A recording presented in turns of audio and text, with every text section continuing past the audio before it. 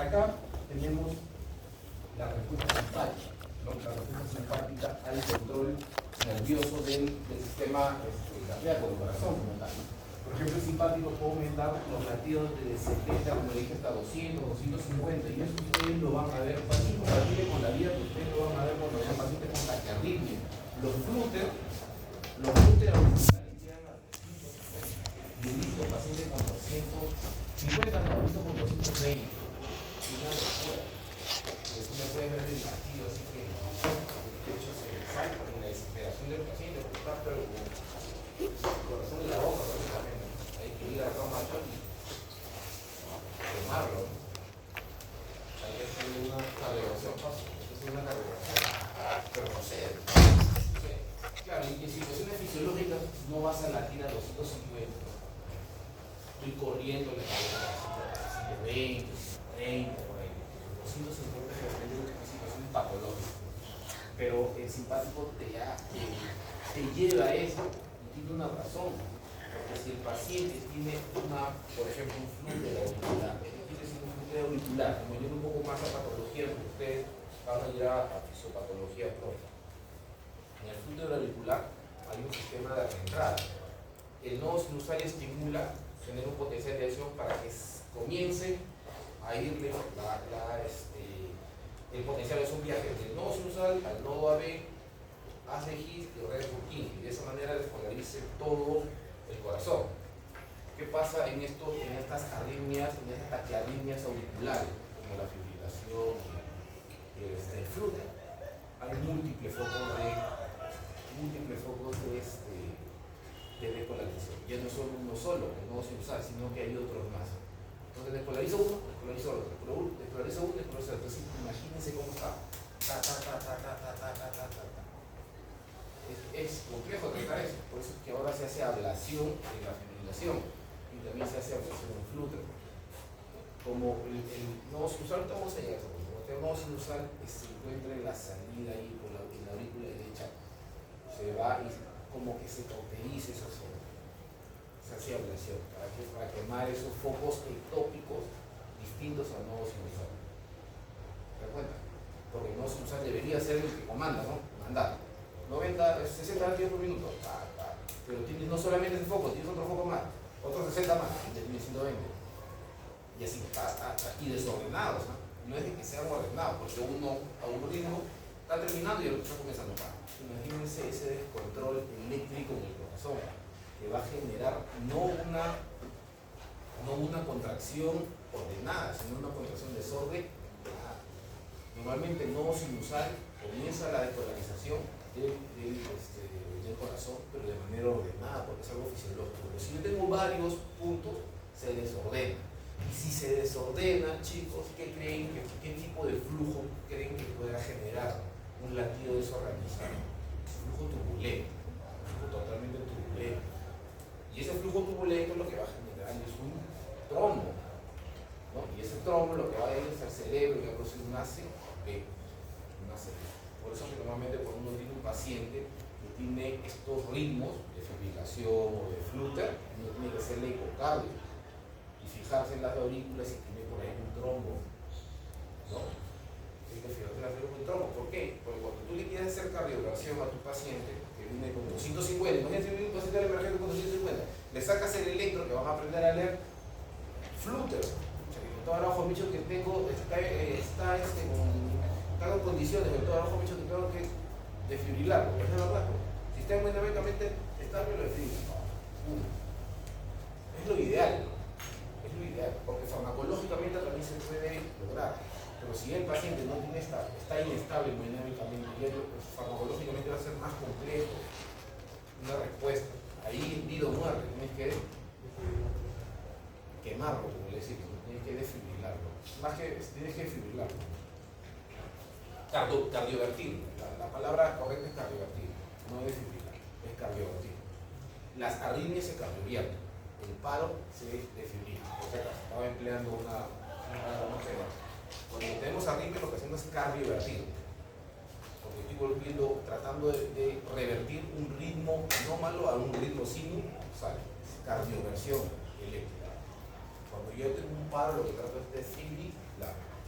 Entonces, en este tipo de arritmia lo que se hace es cardiovertir. Puede ser cardiovertión farmacológica o cardiovertión eléctrica.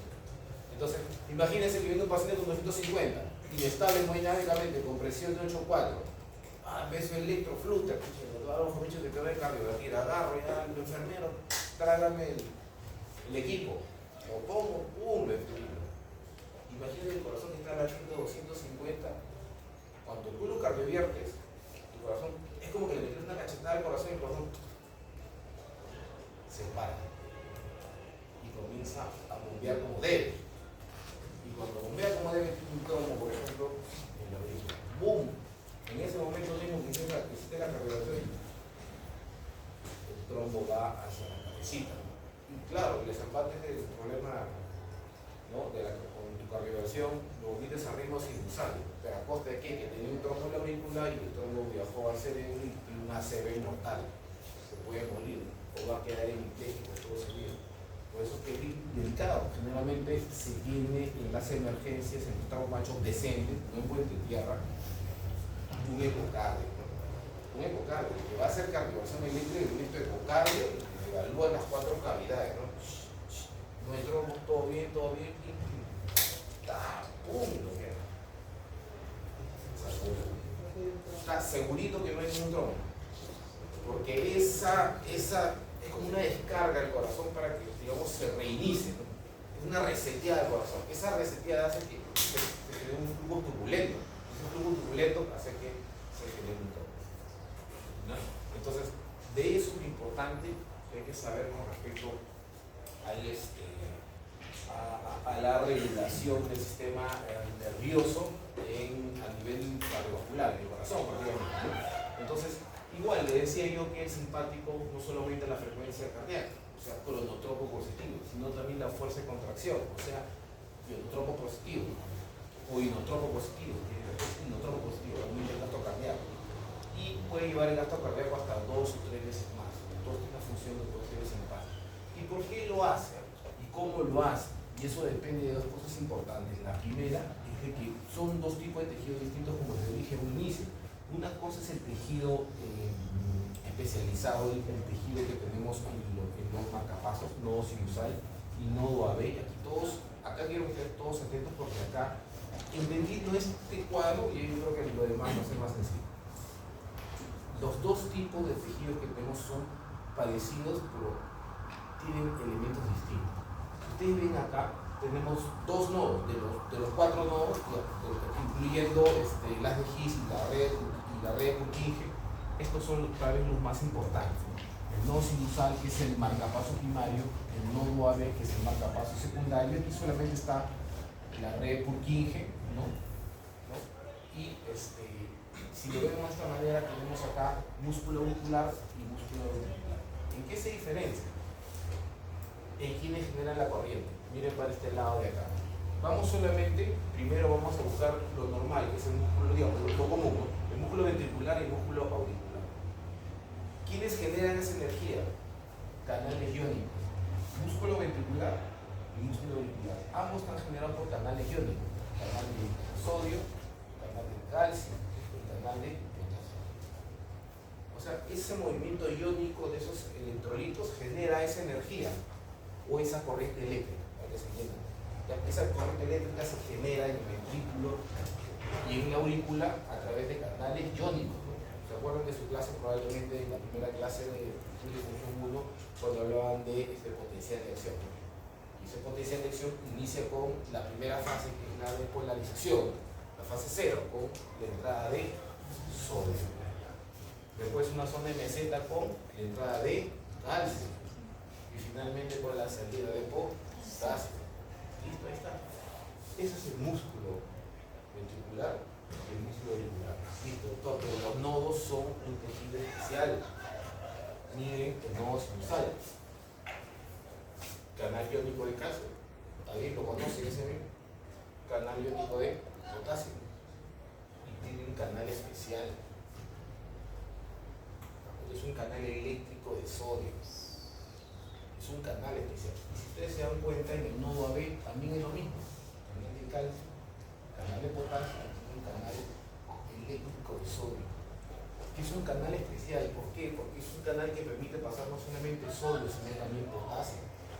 En poca cantidad y por poco tiempo. En poca cantidad y por poco tiempo. ¿Por qué? Porque la causa principal, o sea, el origen principal de la despolarización y del potencial de acción difiere tanto en el músculo ventricular y auricular que en los marcapasos.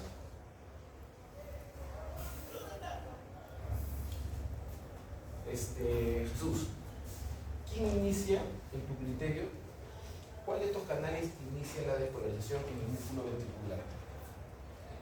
El sodio. ¿Quién cree que inicia en los nodos?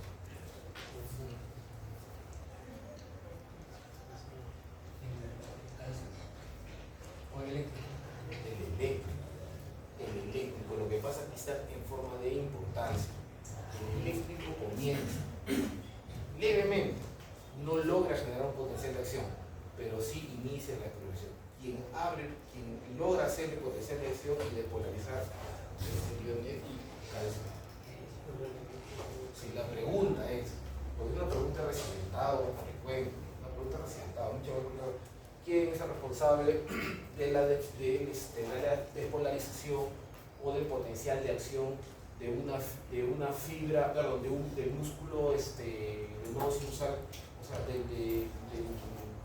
del marcapaso sinusal o del nodo AB? Es el canal lento de calcio. El canal lento de calcio.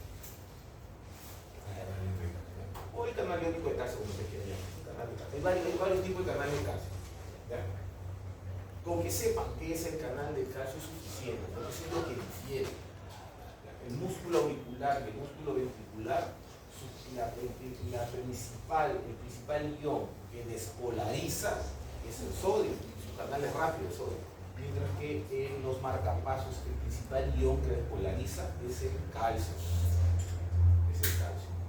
¿Ya? Son los canales de calcio.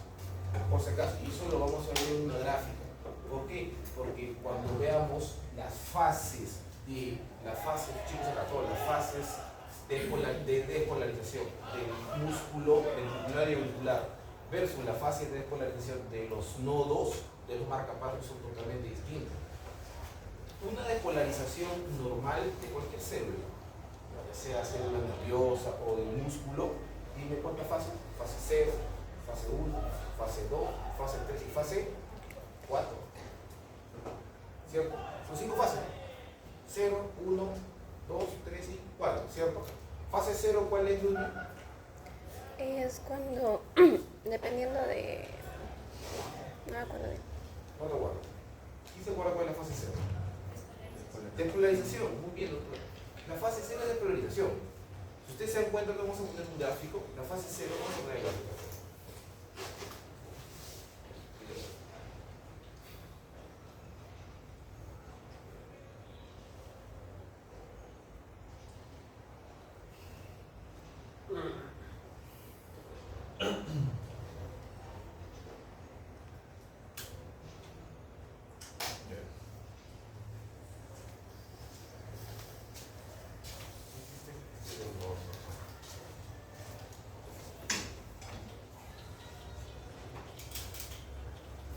Ahí está.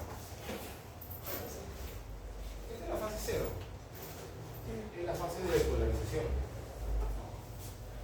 La célula cardíaca se despolariza y se repolariza. Para que nunca se olviden de su vida. Sodio, potasio. Listo, se acabó. Nada más. ¿Quién es la reina o quién es el rey de la despolarización? Es el sodio. ¿Y quién es el rey de la repolarización? Es el potasio. Que se meta en la 2 el calcio es solamente para darle la meseta y se necesita calcio para la contracción muscular. Son 2 iones que tienen que aprenderse. Sodio para arriba, potasio para abajo. Nada más. Es sencillo. Por eso muchas veces, cuando uno se explica bien, a veces uno se marea. Entiendo, porque a veces los mismos profesores lo complican. Eso es muy sencillo. Acuérdense que el eje hacia arriba es la entrada de sodio, canales rápidos de sodio, polariza completamente. Y de ahí hacia abajo todo está dominado por el potasio. Lo que pasa es que en la fase 2 hay un ingreso de calcio necesario para la contracción muscular. Fase 0, canales rápidos de sodio, el potencial normalmente está electronegativo. Y yo vamos a ir a esa parte. Solamente quería que vean esto. ¿Por qué? Porque esto difiere totalmente. ¿En cuántas fases tiene? 0, 1, 2, 3, 4.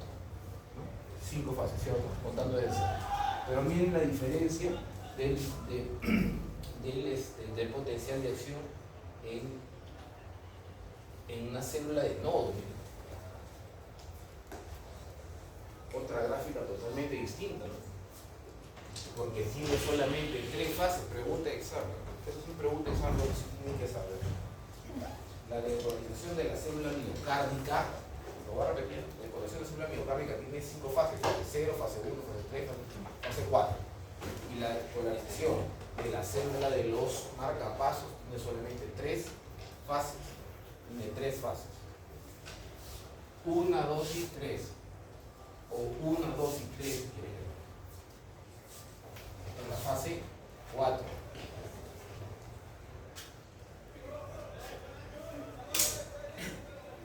Fase 0.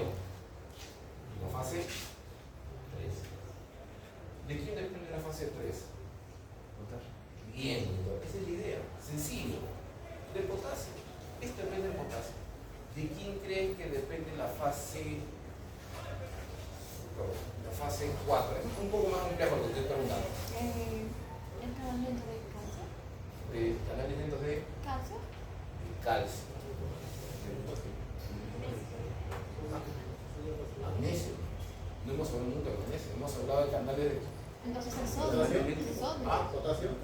Del canal eléctrico. Muy bien, del canal eléctrico. Esto de acá es el canal eléctrico. Es poco tiempo.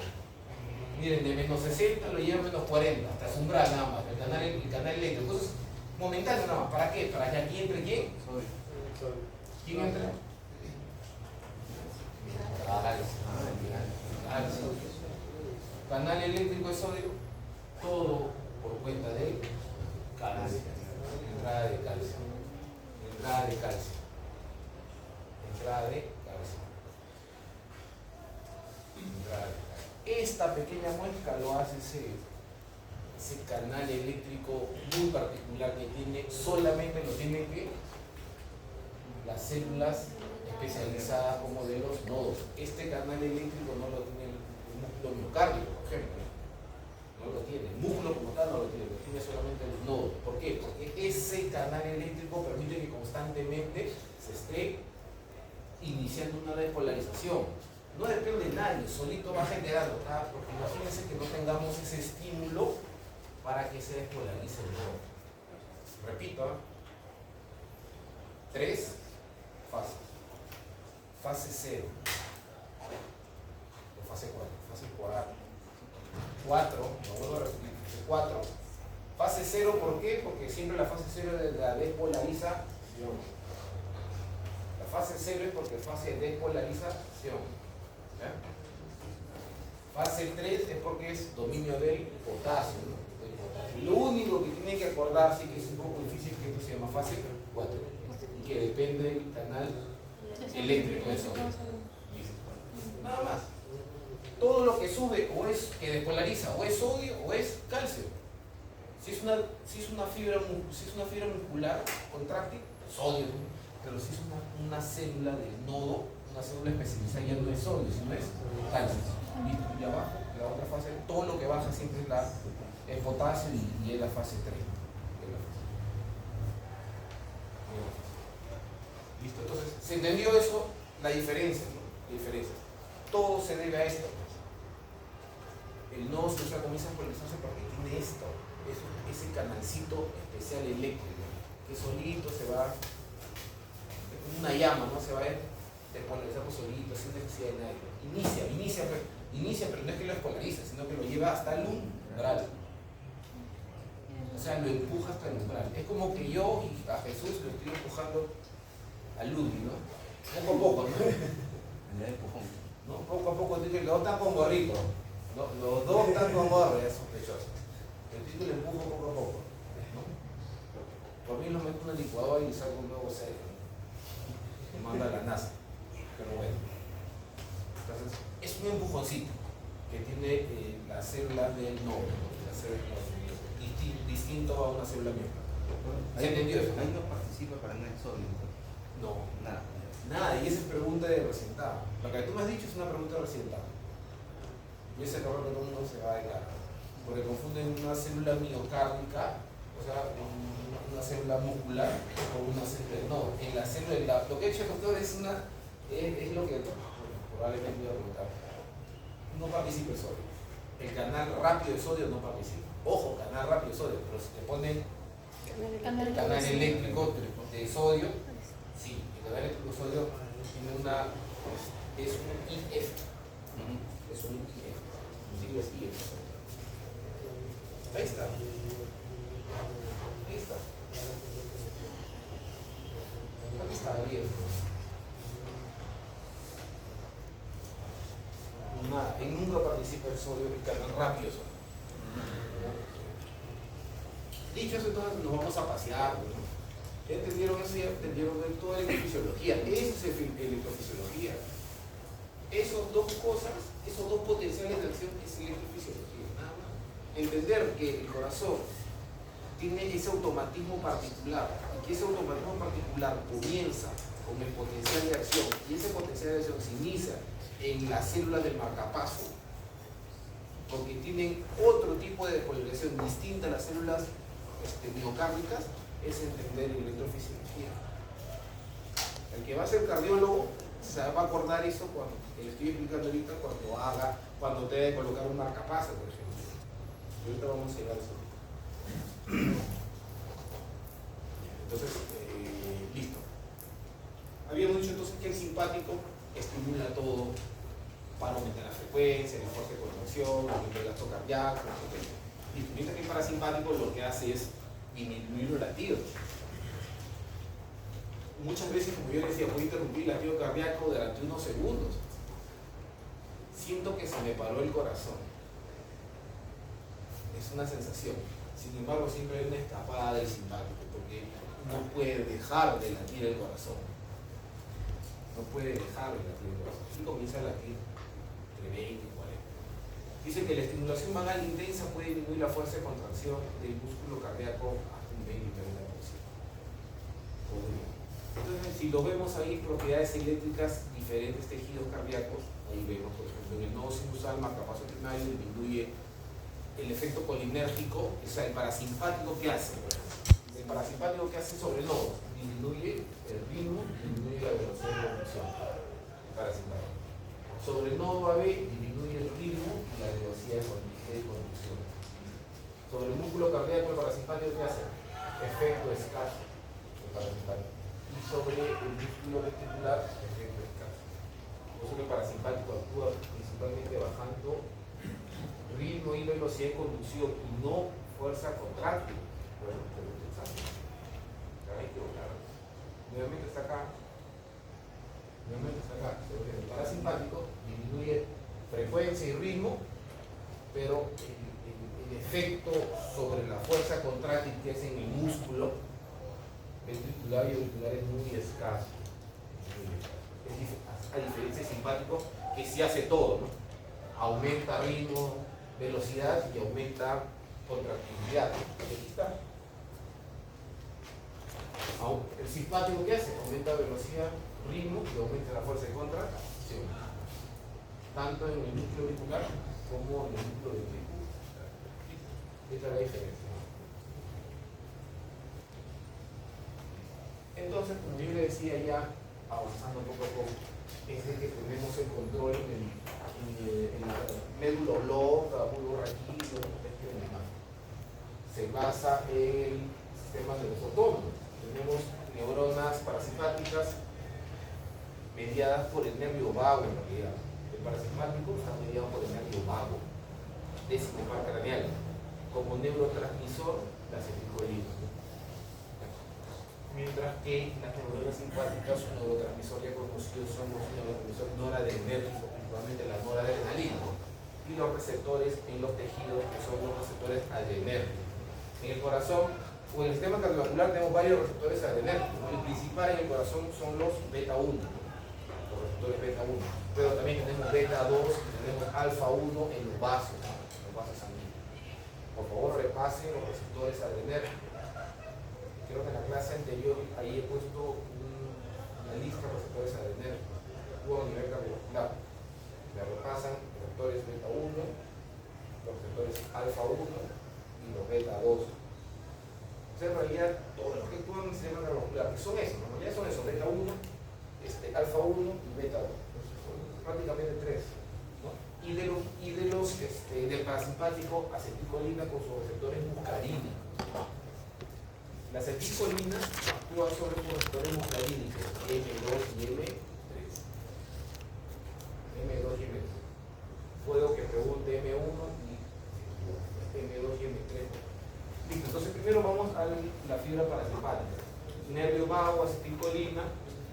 ¿Sobre qué? Sus receptores muscarínicos. ¿No? ¿Qué tipo de receptores muscarínicos? Ya sabemos, M2 y M3. ¿No? ¿Qué es lo que van a hacer? Miren, que pregunta examen. ¿Cuál es la acción del parasimpático sobre sus receptores muscarínicos a nivel cardíaco? Favorece la salida de potasio y disminuye la entrada de calcio. Obvio. ¿Con esto estamos despolarizando o estamos repolarizando? O evitando una despolarización? Estamos inhibiendo la despolarización, ¿cierto? Claro, porque si estamos hablando sobre una célula del nodo, ¿cuál es lo principal de la célula del nodo? ¿Quién despolariza la célula del nodo? El calcio. Y si el parasimpático lo que bloquea o disminuye la entrada del calcio, no va a haber esa despolarización. Ese potencial de acción que se necesita en el nodo ya no va a existir o lo va a disminuir, no seamos exagerados, lo va a disminuir. Yo trato de ponerlo así para que se entienda. Pero lo que hace el parasimpático a través del nervio vago y la acetilcolina en sus receptores M2 y M3 en el corazón, específicamente en los nodos sinusal, lo que hace es disminuir la entrada de calcio, y sin calcio no va a haber esa despolarización. ¿Y eso qué va a hacer? Disminuir la frecuencia cardíaca, disminuir la velocidad de conducción. ¿Está claro? Voy a revisar más mata gente. ¿Alguien no entiende esta parte? Sí se entiende. ¿Alguien no entiende esta parte? Todos ya lo estoy con todos. Todos han entendido, ¿cierto? Todos. La mayoría yo he visto sus notas en general, y la mayoría han aprobado. Esa es la primera unidad. No solamente ahora fisiología, sino también anatomía y la que no los he felicitado. En la cabeza, pero de verdad la mayoría aprobado, son muy pocos. Si tuviera que sacar una media o sacar un porcentaje, una tabla estadística, probablemente diremos que, o dirían las personas que están encargadas de la universidad que se está haciendo bien las cosas, no solamente en fisiología, sino en general, porque la mayoría he visto que han aprobado bien anato y histología también. No hay muchas palabras. Ustedes han visto su nota, ¿saben cuánto tiene? ¿Cierto? Sí, la mayoría saben cuánto tiene. La mayoría se trabaja. De eso se trata, o sea, que sigan adelante y que mejoren. ¿Ya? Entonces, eso es lo que hace el parasimpático con respecto a su acción sobre el nodo sinusal, o sobre los nodos, sobre los marcapasos en general. Porque esto también lo puede hacer sobre el nodo AB también. Hay dos cosas que tienen que lidiar. Una cosa es ser el que comanda en el corazón. Hay centros de comando o nodos de comando del ritmo cardíaco. El principal es el sinusal. Si no está el sinusal es el nodo AB. A menor frecuencia, pero es el nodo AB. Y otra cosa es la velocidad de conducción. ¿Ya? El que tiene mejor descarga es el nodo sinusal, descarga. El segundo en descarga es el nodo AB. Y el tercero de descarga es la red de Purkinje. Pero el más rápido de todos es la red de Purkinje. ¿Por qué? Porque tiene que ser tan veloz, tan rápido, para despolarizar todos los ventrículos. ¿Miren la diferencia? ¿No? Mire la diferencia. Entonces, esto es lo que sucede, por ejemplo, con la estimulación parasimpática. Disminuye la frecuencia cardíaca. Y con el simpático, su receptor detecta una adrenérgico que les decía, que va a favorecer todo lo contrario, ¿no? Favorece la entrada de sodio y calcio, ¿no? Aumenta la velocidad de despolarización y aumenta la frecuencia cardíaca. ¿Listo? Así esto aumenta, digamos, eso, por lo mismo positivo, ¿no? Entonces, de esta manera estimula o de esta manera regula el sistema autónomo, el ritmo del nodo y la contractibilidad muscular cardíaca. Acá, por ejemplo, podemos ver acá, por ejemplo, en este dibujo acá está hiperpolarizado. Es una estimulación parasimpática en una célula del nodo, ¿no? Una célula nodal, una célula de marcapaso, ¿no? Está hiperpolarizado entre los canales, lo normal, ¿no? Entre los canales eléctricos de sodio y acá el calcio, lo normal, claro. Pero la estimulación parasimpática, por ejemplo, está hiperpolarizada un poco más y le dan lo mismo, porque incluye el tiempo. Mejor dicho, aumenta el tiempo en este caso. Miren el tiempo de acá a acá y comparen con el tiempo de acá. Aumenta, pero en tiempo lo enlentece. En los milisegundos lo enlentece. Tiempo, miren acá. El tiempo, abajo es la línea de tiempo. Lo normal es este tiempo, 0.8 milisegundos. Pero el parasimpático, ¿qué hace? Lo lleva más que 0.8. Enlentece la frecuencia cardíaca. Es el gráfico de enlentecimiento. Mientras que el simpático lo contrario, no lo hace más corto. El tiempo es más corto. ¿Se entiende? ¿No? Porque abajo tenemos la línea de tiempo, en tiempo en segundos. Lo normal es que tenga 0.8 milisegundos. Pero cuando el parasimpático actúa de esta manera, ya de acá no hay 0.8, mucho más. Debe haber 1, 1.2, 1.3, por ahí debe ser 1.2. O sea, me enlentece en segundos, hay más segundos, me enlentece. Mientras que acá en la estimulación simpática todo lo contrario, este 0.8 se acorta, ¿no? A 0.4, ¿no? 0.5. Es el tiempo. ¿Se entendió eso? Sí, ¿no? Sí se entendió, ¿no? ¿Alguien no lo entendió? ¿Otra lo entendió? ¿Sí? No tengan miedo de decir, no se entendió el gráfico. Yo sé que los gráficos son difíciles de interpretar. Pero acá lo que está relacionando son el potencial de membrana con el tiempo de despolarización. El potencial de membrana no varía, el potencial es el mismo, ¿se dan cuenta? Pero es el tiempo en que se despolariza. Cuando está estimulado por el parasimpático, el tiempo es mayor. Y cuando está estimulado por el simpático, el tiempo es menor. Sencillo. ¿Está claro?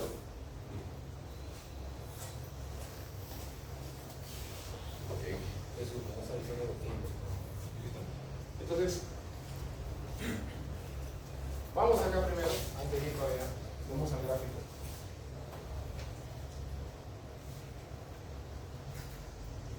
Imagínense que se ha iniciado en el nodo sinusoidal, se ha iniciado la descarga de un potencial de acción, o sea, ha iniciado la actividad eléctrica. Esta actividad eléctrica lo que hace es iniciar la despolarización de todo el músculo cardíaco. ¿Qué pasa con la estimulación simpática? Como condicionante de aumentar la frecuencia cardíaca. El agonista adrenérgico llega a su receptor, genera un cambio conformacional que aumente el AMP cíclico. El AMP cíclico, ¿qué va a hacer? Fosforilar varias reacciones. Eso se llama el AMP cíclico. Fosforilar varias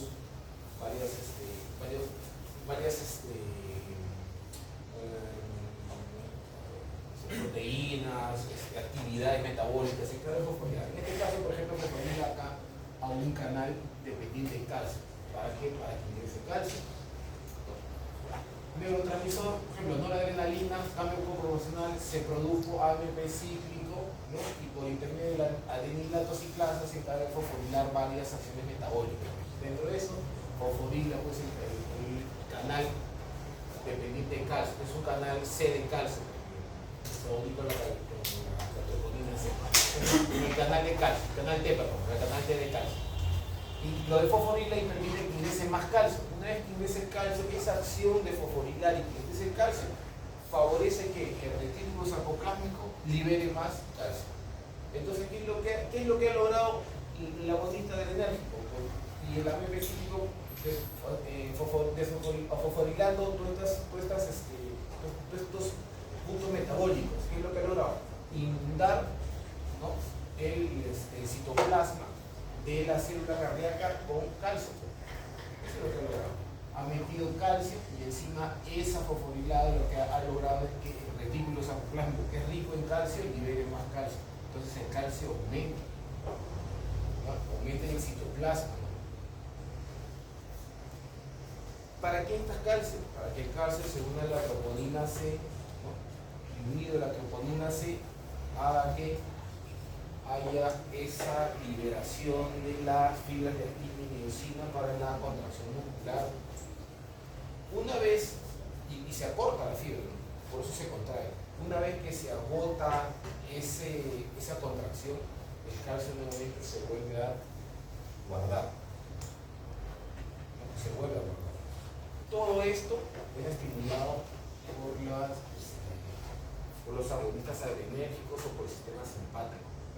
Miren cómo actúa todo esto de esa manera. Parece complejo, es complejo en realidad, pero si lo entendemos de manera más sencilla, es práctico entender que la función final, o sea, lo que quiere el organismo es inundar el citoplasma de la célula miocárdica de calcio. El calcio es importante porque el calcio va a permitir que las dos fibras de actina y miosina, una delgada y una gruesa, se puedan mover y aportar la fibra muscular para producir una contracción muscular, ¿no? ¿Se entiende esta parte? ¿Se entiende? ¿O no he entendido? ¿No he entendido? ¿Qué parte no he entendido? No, es que lo tienes que decir. Porque acá, eso es lo más importante. De las cosas más importantes que hay es esta, que tú entiendas cómo es que se produce la contracción muscular.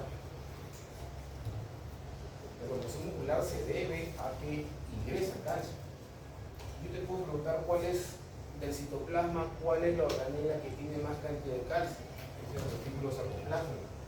Es la que tiene más cantidad de calcio, el retículo sarcoplásmico. ¿Cuál es la unidad funcional de la célula cardíaca? O sea, come. Se come, pero la organela que tiene mayor cantidad es el retículo sarcoplásmico, el calcio. Pero ¿cómo se libera el calcio del retículo sarcoplásmico? Es porque ingresa calcio, es un canal de calcio, producto de que se ha estimulado ese canal de calcio porque ese AMP cíclico es abierto sobre el calcio. El AMP cíclico genera esa energía para que salga ese canal de calcio, ingrese el calcio y se libere más calcio. Es un efecto de encadena. Necesitamos inundar de calcio todo el citoplasma de la célula miocárdica para que pueda unirse la troponina C y actuar como debe ser. Calcio y troponina C genera esa liberación entre actina y miosina, estaban separadas, pero vamos a llegar a esa parte estaban separadas, libera lo que los tenía atados para que puedan juntarse y unirse y moverse, cortar la fibra muscular.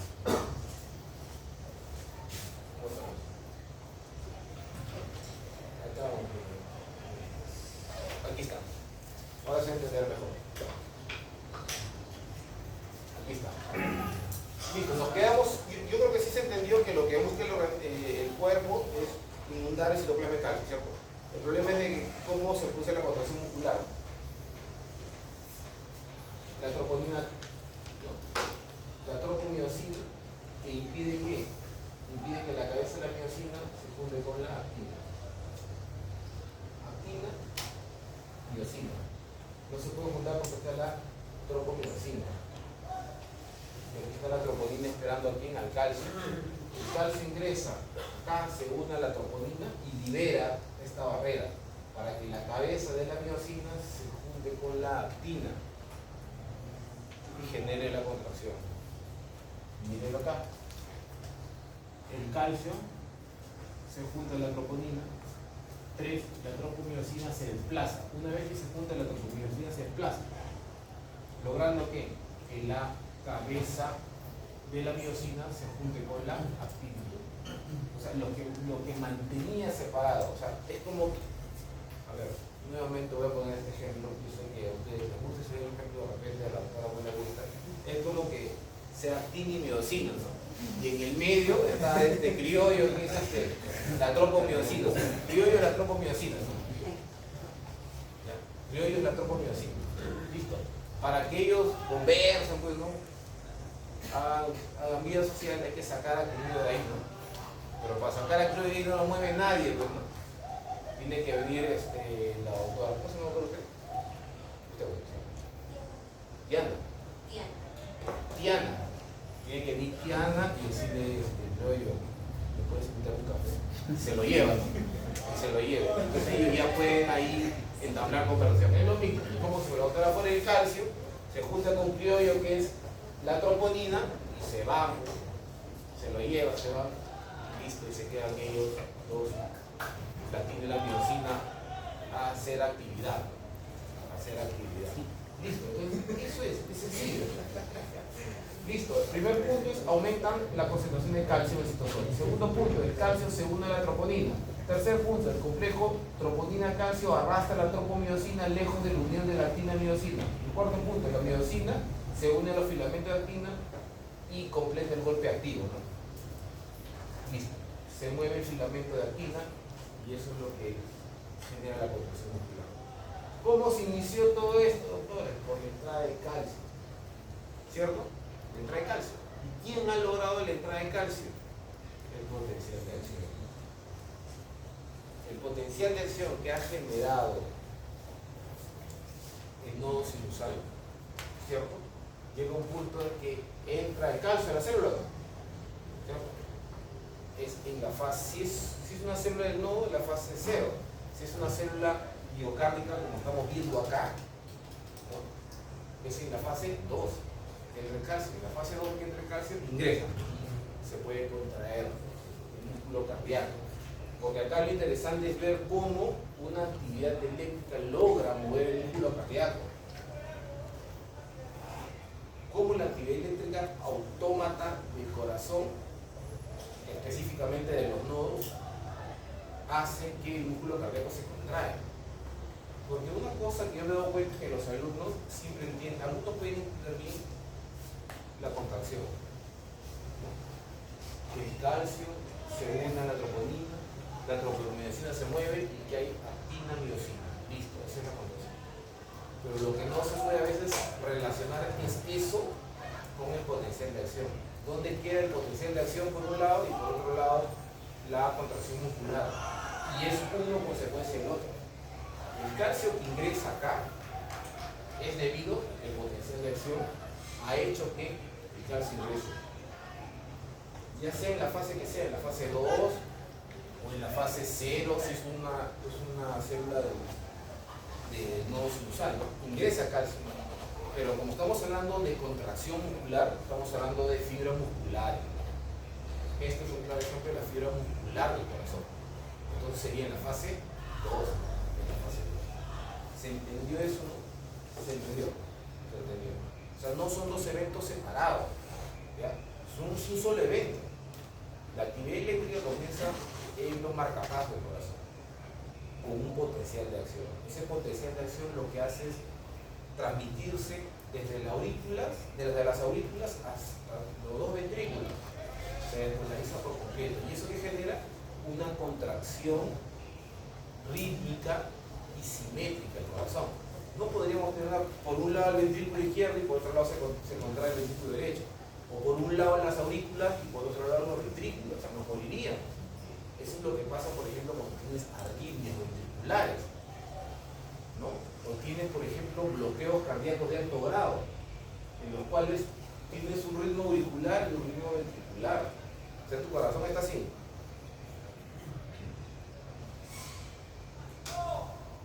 Te vas a morir. Tienes que poner tu marca paso. Porque por un lado tienes un foco ectópico que hace que se polarice tu aurícula y por otro lado ha tomado control, no sé, la red de Purkinje y están así. ¿Qué es lo que va a hacer el médico? El electrofisiólogo agarra y te pone un marcapaso, se acabó. Ni tú vas a controlar la contracción del corazón y va a controlarse el aparato. Un marcapaso y lo programa de 60 a 90, listo. Se acabó el asunto. Y el corazón se va a contraer de manera ordenada. Este es el corazón se va a contraer, tac, tac, tac, tac. Cuando hay arritmias de alto grado, las aurículas se contraen a ritmo distinto de los ventrículos. Y eso es anómalo. Eso no es normal. Por eso te puse 5. ¿Por qué? Porque cuando yo contraigo acá, debería llenar el ventrículo. Pero como el ventrículo está en otro ritmo, no se llena adecuadamente. Si no se llena adecuadamente, cada contracción del ventrículo va a ser con menos flujo. Y si tiene menos flujo, va a ser menos gasto cardíaco. Entonces los pacientes que tienen ese tipo de bloqueo cardíaco de alto grado, se marean, se caen, les da infarto, les da ACV, se mueven. Por eso los pacientes que tienen un alto grado de arritmias tienen que pasar. Es el trabajo del electrofisiólogo. No es un cardiólogo cualquiera, es un cardiólogo con su especialidad en electrofisiología. Tiene que haber un comandante del ritmo del corazón, generalmente es el nodo sinusal. Si no está el nodo sinusal, está el nodo AB. Y si no está el nodo AB, la red de Purkinje. El problema es cuando no hay un solo general, sino hay varios capitanes que quieren tomar control del ritmo del corazón. Y cuando hay varios capitanes que quieren tomar el control del ritmo del corazón, hay que poner un marcapaso al paciente. ¿Ya? Tienen que tener siempre un general que debe ser normalmente el nodo sinusal, es lo normal. El nodo sinusal debe comandar, ¿no?, la frecuencia cardíaca, el ritmo y la frecuencia cardíaca. Cuando falla está el nodo AB, que late a menor frecuencia, pero todavía aceptable. El nodo sinusal late entre 60 y 110, es lo normal. A ese ritmo manda el nodo sinusal, que es el que nosotros tenemos. Cuando falla nuestro nodo sinusal, toma control del nodo AB, que está entre 40 y 60. Entre 40 y 60 creen que van a ver muchas personas que caminan sin ningún problema. A veces por ahí un poco de 5, pero 40 y 60 pueden manejar. Pero cuando tú ya tienes menos de 40, ahí sí el riesgo de 5 es alto, muy alto. Es por eso cuando tú bloqueas el nodo AB, acá todos te van a escuchar fármaco bloqueador de nodo. Bloqueas el nodo AB, que late entre 40 y 60, ¿no? Lo utilizas ese tipo de fármacos para arritmias de alto grado, por ejemplo, una fibrilación auricular, una fibrilación con respuesta ventricular muy amplia. ¿Cómo es una fibrilación? Tengo una aurícula que tiene varios focos, que están despolarizando. Ya no es el nodo sinusal, sino el nodo sinusal más varios focos, mucha velocidad. Y como despolariza con mucha velocidad, el ventrículo también se comienza a despolarizar rápidamente. Y se comienza a contraer de manera exageradamente rápida. Comienza a fibrilar. ¿Quién tiene por fibrilar? Esto, ¿no? ¿No? Vibración. ¿Ah? Vibración. Una vibración como un temblor. Listo. Si yo tengo varios focos en la aurícula, ¿no?, se inicia la despolarización de la aurícula y luego el ventrículo. Va a entrar calcio rápidamente y el calcio va a producir contracción de los ventrículos.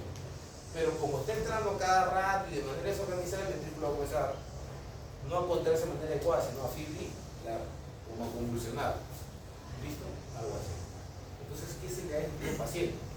Uno de los tratamientos son darle bloqueadores de nodo. O sea, le doy un fármaco que no bloquee el nodo sinusal, a mí que bloquee más abajo, el nodo AB. El nodo AB. Porque el nodo AB para abajo, por lo menos mejora la respuesta ventricular. El lentesco abajo, la respuesta ventricular. Porque la respuesta auricular no la puedo controlar. Tiene varios focos. ¿Cómo hago? Lo único que tengo que controlar es con ablación. ¿Me cuenta? Por eso es importante entender eso.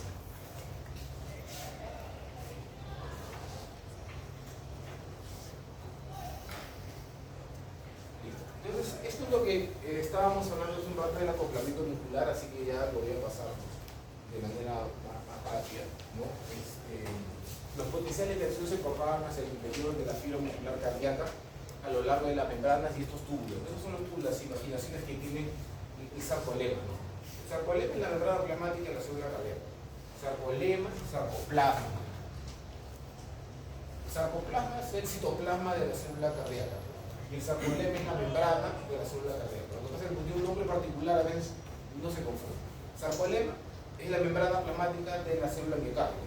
Y sarcoplasma es el citoplasma de la célula cardíaca. Listo, se acabó el asunto. Entonces, ese sarcolema, o sea, esa membrana tiene imaginaciones, que son los túbulos enteros. Eso permite el intercambio con calcio constantemente, ¿no? Que es lo que necesitamos. O sea, potencial de acción hace que el calcio entre y vendrá por acá. Con facilidad, con mayor facilidad. La red de los sarcotubulares, o sea, el sarcómero, libera y acá hace lo mismo.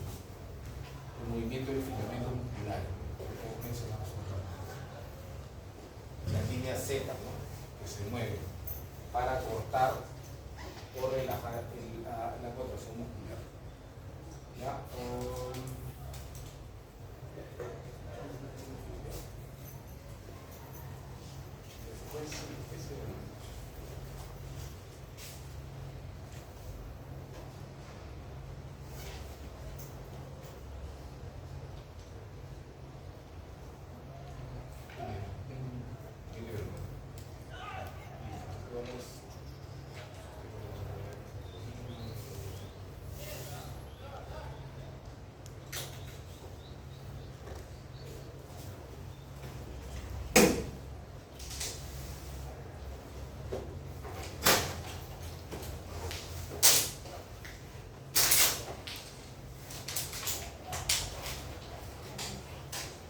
Ya, hemos hablado, entonces vamos al nodo sinusal, chicos.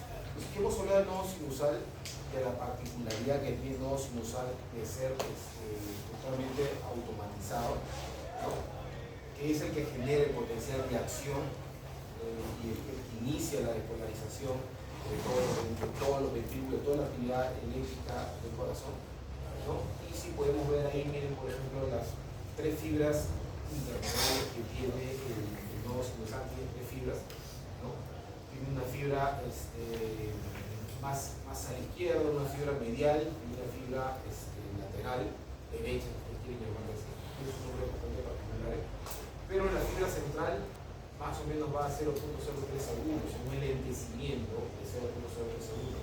Cuando llega el nodo AB hay un enlentecimiento mayor de 0.09 segundos. Y tiene una razón de ser, porque imagínense que es la velocidad de construcción del nodo. Arriba está el nodo sinusal, estas son las tres fibras del nodo sinusal. Viene por acá y se tiene que comenzar a enlentecer, pero se enlentece más en el nodo AB. ¿Por qué? Porque tiene que darle tiempo al ventrículo a que se llene. Esa es la razón principal. El enlentecimiento del estímulo eléctrico desde el nodo sinusal hasta el nodo AB se debe a que en el nodo AB es el lugar donde al enlentecerse el ventrículo se puede llenar adecuadamente. Esa es la función. El nodo sinusal, la función es mandar la frecuencia nada más. Pero cuando llega ese estímulo eléctrico al nodo aurículo ventricular, sí se tiene que enlentecer, porque tiene que darle tiempo a que ese estímulo pase por toda la red Purkinje y pueda llenarse el corazón de sangre. Y una vez que esté lleno, contraerse y inyectar la sangre. ¿Ya? Entonces, por eso se ve ese enlentecimiento de 0.09 segundos en el nodo AB.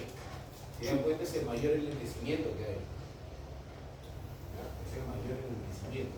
Mientras que las raíces de, si dan cuenta, miren el raíz interventricular, las raíces de las de X, por ejemplo, miren, el rama derecha es a 0.16. Más rápido, ¿no? ¿Ya? Entonces, el lugar donde más se enlentece es el nodo AB.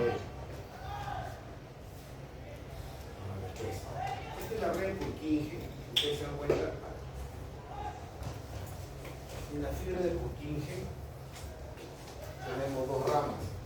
Nodo sinusal con sus 3 vías. Generalmente esta es la que se enlentece más, 0.3 es el retraso más o menos. Nodo sinusal, donde se inicia la actividad eléctrica. Su vía interna, cercana a 0.3, baja. ¿Ya? El nodo AB está acá. Se puede retrasar un poco más, ¿no? Y baja por la red, por el ATX y la red continua, donde la conducción es más rápida. ¿Ya? En el ventrículo izquierdo tiene dos ramas, una rama anterior y una rama posterior. Esta imagen no se ve, pero como el ventrículo izquierdo más grande tiene 2 ramas, la red una anterior y una posterior.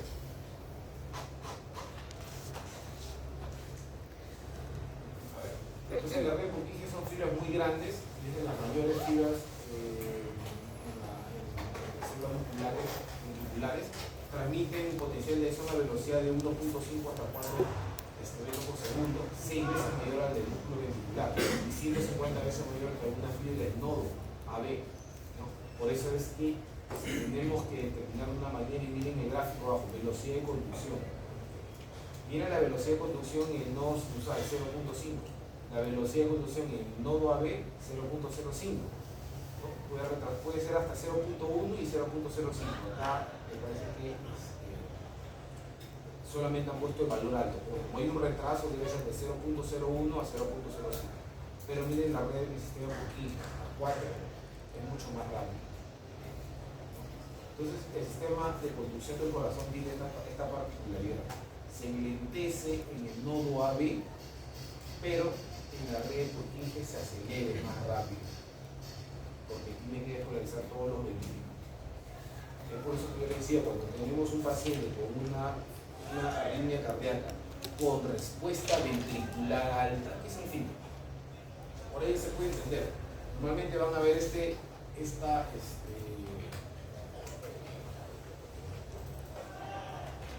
mención cuando ven los hospitales, el famoso FARVA. Fibrilación auricular con respuesta ventricular adecuadamente amplia. Adecuadamente amplia. O sea, ¿no se ve?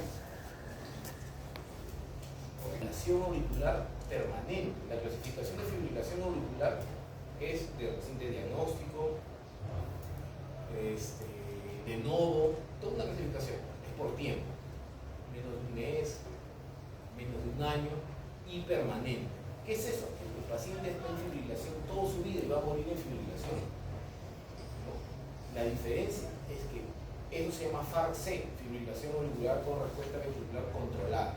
Lo que no debe llegar a ese paciente que ese fibrilador está en ritmo de fibrilación, no debe andar entre 60 y 100 acá. Pero si ese fibrilador comienza a tener frecuencias de 150, 180, ya se convierte en un fibrilador con respuesta ventricular acelerada o amplia, ¿no? ¿Qué te quiere decir? Que ahora no solamente tu aurícula se mueve rápido, sino también tu ventrículo. Y si se mueve rápido tu ventrículo, es como si tuvieras una taquicardia ventricular. Y las taquicardias ventriculares, las fibrilaciones ventriculares son ritmos de paro. Por eso que es más riesgoso tener un paciente con fibrilación, ¿no? Pero que tenga respuesta ventricular amplia.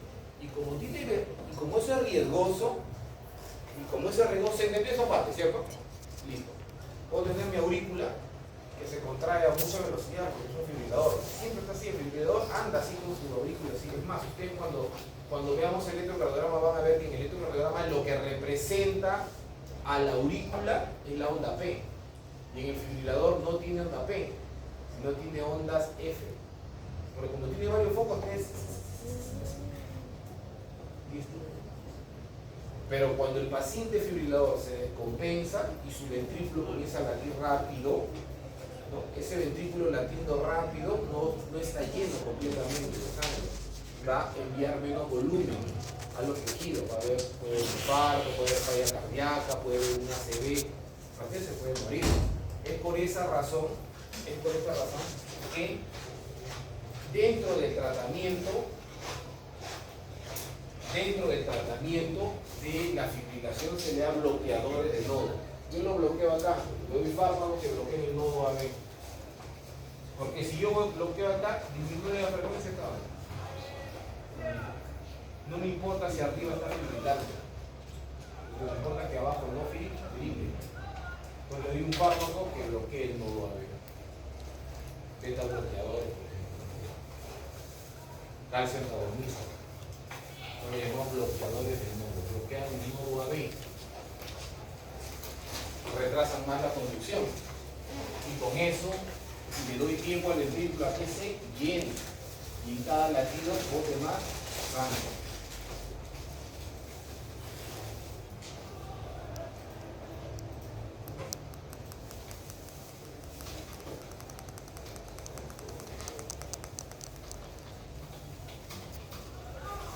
La conducción eléctrica entre las aurículas y los ventrículos, reduciendo la frecuencia cardíaca. Se utiliza para tratar arritmias como la fibrilación. Los principales grupos son betabloqueadores, calcetonista, verapamilo, digoxina y antirritmia. Por eso ustedes van a ver que en el tratamiento del fibrilador le dan beta bloqueadores, el famoso bisoprolol. Si tienen algún familiar que tiene fibrilación, está con bisoprolol. Y además del bisoprolol le dan anticoagulación. ¿Por qué, doctora? ¿Por qué creen que le dan anticoagulación a un paciente con fibrilación? Porque va a ser un ritmo turbulento, ¿no? Va a ser un flujo turbulento. No es que la aurícula está así, fibrilando todo el tiempo, eso genera un flujo turbulento, forma un trombo. Entonces yo tengo que anticoagular para evitar que el trombo se dispare hacia arriba. Y voy controlando la frecuencia. Muchas veces una cosa para pasar a esto es tratar la frecuencia y otra cosa es tratar el ritmo cardíaco. Son dos cosas distintas. Frecuencia y ritmo son dos cosas distintas, parecen igual. El ritmo sinusal es distinto al ritmo de fibrilación. Para yo revertir eso, lo puedo hacer el ritmo, lo puedo hacer de manera farmacológica con antiarrítmico o de manera con cardioversión, ¿no? Cardioversión eléctrica. Lo quemo y lo reseteo el corazón. Programado. Puedo hacer eso. Pero lo que comúnmente se hace es disminuir la respuesta ventricular. O sea, el fibrilador puede fibrilar. Puede fibrilar. El tema es de que su ventrículo no fibrile. Eso es lo que quiero decir. Es que el ventrículo no fibrila. Que no fibrile el ventrículo, yo bloqueo todo AB con bloqueadores de nodo. Esa es la idea. Por eso es que quiero que entiendan el tema primero desde el punto de vista fisiológico, porque desde el punto de vista fisiológico acá hay una ralentización del potencial de acción. El nodo AB se ralentiza ¿para qué? Para poder llenarse los ventrículos y poder inyectar sangre de manera adecuada. Y ahí están las velocidades, por ejemplo. En el nodo sinusal 0.05, en el nodo AB hasta 0.05, pero se ralentiza más, se ralentiza de 0.01 a 0.05. Mientras que en Purkinje sí necesitamos que sea rápido, ¿no? Porque necesitamos que el ventrículo se contraiga de manera rápida. Y ahí tiene, por ejemplo, la fibra de Purkinje también tiene poca fibrosinilla, lo que significa que se contrae poco nada, ¿no? Y se queda un gran aumento del nivel de la permeabilidad en las uniones de hendidura. La red de Purkinje lo que necesita es que sea rápida para que se pueda contraer los ventrículos de manera ordenada. Eso es básicamente la red Purkinje. La red Purkinje se puede traer en la parte más profunda del músculo cardíaco. ¿Cómo estamos de tiempo? Listo, aquí estamos. Esto sí, por favor, presente. Frecuencia de descarga. Si la pregunta es ¿cuál de los siguientes nodos es el que tiene mayor frecuencia de descarga? Es el nodo sinusal. Frecuencia de descarga, no es velocidad. Frecuencia de descarga, nodo sinusal. Segundo, nodo ventricular. Tercero, el ADP. Cuarto, la red Purkinje. O sea, quien comanda el corazón es el que tiene mayor frecuencia de descarga intrínseca. Es el que comanda el ritmo del corazón. nodo sinusal en primer lugar, segundo lugar nodo auriculoventricular, y ya cuando estamos con el ADG para abajo, estamos en problemas. Porque tu corazón lata 40 para abajo, latidos por minuto, y ya tienes un bajo gasto cardíaco de todas maneras, vas a tener síntomas. Por eso que el primer marcapaso es nodo sinusal, o sino auricular, como quieran llamar. Y el segundo marcapaso es el nodo auriculoventricular. Frecuencia de descarga. Velocidad, el más veloz es la fibra de Purkinje. Velocidad de fibra de Purkinje. Velocidad de fibra de Purkinje. Velocidad es otra cosa. No se vayan a confundir. Velocidad de conducción, sistema de Purkinje. Velocidad de conducción. Doctora, una pregunta, pero en todo caso, ¿no sería más rápido los nodos? Porque 0,05 es menor que 4 segundos. En segundos, no, pero no son segundos, son metros por segundo.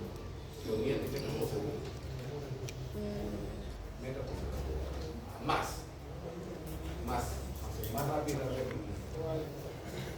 Miren, acá, la velocidad de conducción de la señal de posición excitatoria en las fibras musculares y auriculares normalmente es 0.3 o 0.5, porque es 1 sobre 250 de la velocidad de las fibras nerviosas grandes, es mucho más veloz que las fibras nerviosas. Si ponemos en todo eso, en la mano izquierda, fíjate, en la mano izquierda está mejor. En la aurícula es 1 metro por segundo. El nodo AB 0.01 a 0.05 metros por segundo. No, hay un enlentecimiento.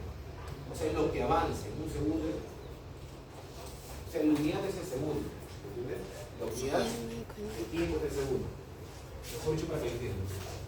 En ese segundo avanza 1 metro. En ese segundo avanza 0.005 metros. ¿Se enlenteció o aumentó? Se enlenteció más. Ahora, el sistema de Purkinje, 4 metros por segundo. O sea, en un segundo ahora 4 metros. ¿Es más rápido o no es más rápido? No, y está bien, doctora, está bien la explicación, porque suena y uno se puede confundir, está bien. Y así no te vas a olvidar nunca, porque son unidades de metros por segundo, longitud por segundo. Cualquier unidad de longitud por segundo se mide de esa manera. Acuérdate que es el segundo y la longitud que avanza en un segundo. Listo, entonces esto por favor lo tienen presente. La velocidad de descarga es distinta. El que tiene mayor frecuencia de descarga es el que comanda el corazón. Entonces vamos a hablar de potencialización del músculo ventricular cardíaco. ¿Cómo estamos de tiempo, doctor?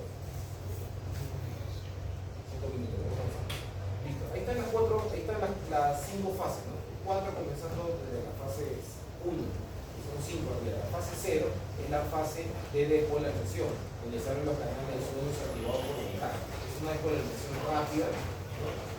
Cuando llega a la fase 1, ¿no? Se detienen los canales rápidos del sodio, ¿no? Y comienza a salir potasio. Los potasios salen en la fase 1. Se llama también repolarización inicial. ¿Ya? Fase 0, llamada de depolarización. Fase 1 de repolarización inicial. ¿Por qué? Porque se detienen los canales rápidos de sodio y se abren los canales de potasio. Se abren los canales de potasio. Y la fase 2 es la meseta, en la cual hay permeabilidad incrementada hacia los canales de calcio. Sigue saliendo potasio, pero comienza a entrar calcio y hay una meseta, fase 2. En la fase 3, ¿no?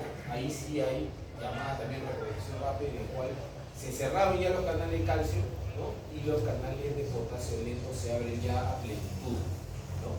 La fase 3 es llamada repolarización rápida. ¿Por qué? Porque se cierra el calcio y se abren a totalidad los canales de potasio. ¿Listo? Y la última fase, que es la fase 4, es la de potencial de membrana de reposo. Cualquier célula tiene normalmente, y sobre todo la miocárdica, tiene una fase 4 o de potencial de membrana de reposo más o menos entre menos 70 y menos 90. Pero normalmente, a diferencia, por ejemplo, de las células del nodo, su potencial de reposo no es menos 90, es menos 60, porque es más fácilmente excitable. Las células no tienen su potencial de reposo menos 60, por si acaso, si me gusta utilizar. Pero de la célula miocárdica es como cualquier célula, de 70 a menos 90. ¿Ya? Entonces, en la fase 4, acá ya entra a tallar la bomba de sodio, potasio, TPA, para regularizar todo. No es que entró sodio, lo que tiene que hacer la bomba es sacar todo ese sodio, ¿no? Para interpolarizar, si quieren llamarlo de una manera, a la célula. Entonces aquí está el resumen, ¿no? Fase 0 se abren los canales sodio, fase 1 se cierran los canales sodio y se abren de potasio, ¿no? Pues, la fase 2 se abren los canales calcio, se cierran los canales rápidos de potasio, claro. Fase 3 se cierran los canales de calcio y se abren los canales lentos de potasio, bien. Y 4 el potencial en reposo. Acuérdense de algo, nunca la célula está en reposo, ¿no? Ese potencial de reposo es solamente un potencial de reposo, más que de reposo o de inactividad, es que la célula está recargando. Una forma fácil de entender es como que tú quieras disparar a un ladrón, por ejemplo, que te está robando, tienes un arma y quieres dispararle, pero si no tiene los cartuchos dentro, o sea, no tiene las balas dentro, por más que quieras hacer la acción de disparar, no tienes balas. Más o menos el hecho de cargar tu arma con balas es el potencial de reposo. Realmente que la célula es inactiva, está activa, pero está cargándose de energía para el siguiente estímulo, para el siguiente potencial de esto. Sí tiene energía, voy a pensar que está inactiva. ¿No? Por eso que también se habla de periodo refractario. Hay un periodo refractario que es relativo y un periodo refractario real, ¿no? El relativo es en el cual puede ser estimulado todavía la célula. Y ese, por ejemplo, puede ser a partir de la fase 3 en adelante. Pero normalmente entre la fase 0, 1, 2 y el inicio de la 3, ahí no se puede estimular a la célula por nada del mundo. Por nada del mundo se puede estimular a la célula.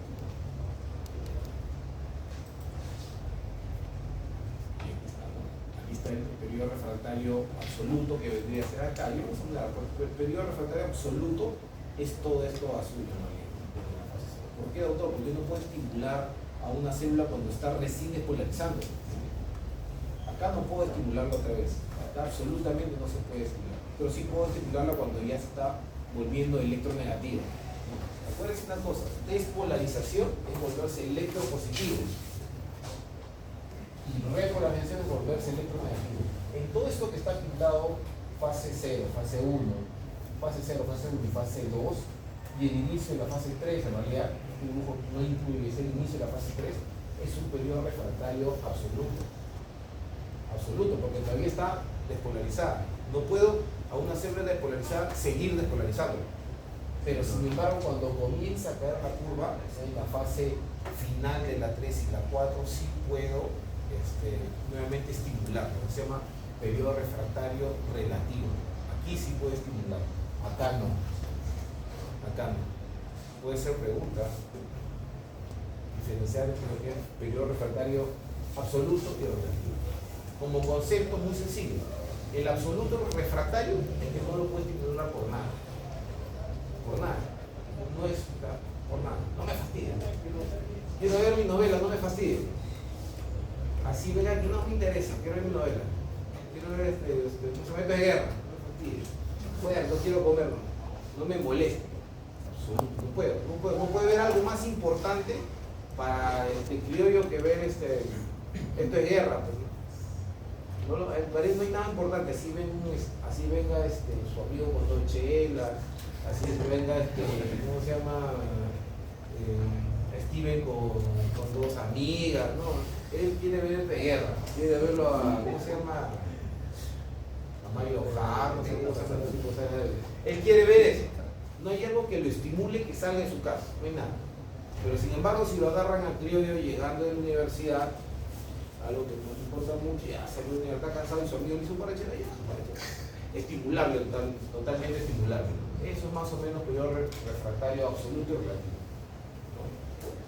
En lo absoluto no hay nada que estimule otra vez a la célula, porque ya está despolarizada.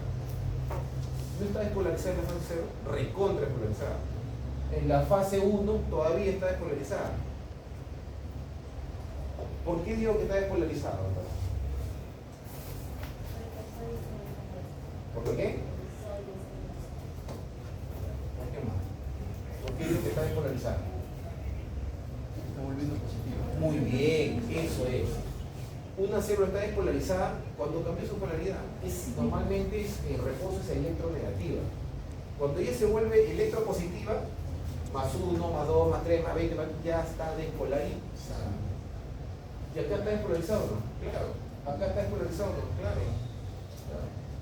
Mientras no llega a menos, o sea, a valores negativos, hasta que se vuelva electronegativa, aún está despolarizada. Es por eso que la fase 0, 1, 2 y el inicio de la 3 todavía no se puede estimular. Es un periodo refractario absoluto. La final de la 3 y la 4, que ya está pues electronegativa, acá lo vemos, aquí estamos. Acá lo vemos, aquí están los valores, los potenciales de membrana. Menos 90, ¿no? Se despolariza, se va hasta 20. Listo. Está en 20. Imposible estimularla. Está despolarizada completamente. Fase 1, fase 0 y fase 1 está despolarizada. Está en la fase 2 de la meseta. Todavía sigue entre 0 y 20. Todavía sigue positivo. Comienza la fase 3 y ahí recién comienza a volverse electronegativo. Por eso que yo decía que en la fase 0, fase 1, porque esta es una pregunta de examen que he venido, no sé si para... Esa pregunta la vi para el examen de internado de salud sobre el periodo refractario absoluto.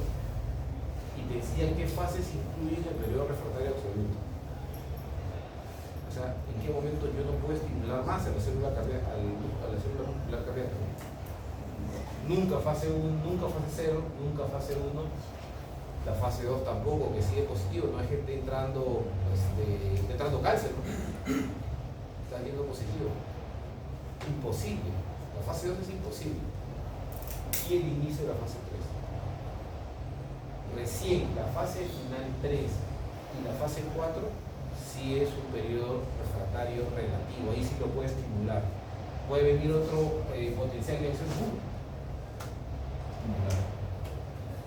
Por favor, ese concepto de ¿cómo se llama? De periodo refractario es muy importante. Y ahí lo ven, pues bien, el periodo refractario en tiempo abajo, en segundos se ve. El periodo refractario es desde esa parte. Creo que digamos que se estimula al llegar antes de su umbral. ¿Cómo? Digamos que se estimula al llegar antes de su umbral. Claro. Antes del umbral.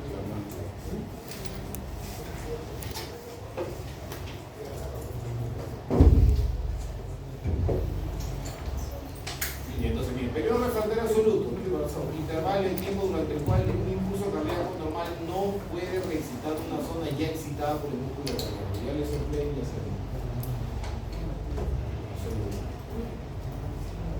Periodo relativo, que es más difícil de lo normal excitar el músculo, pero se puede excitar. Es relativo. ¿Ya? Es más difícil de lo normal excitar el músculo, pero se puede excitar.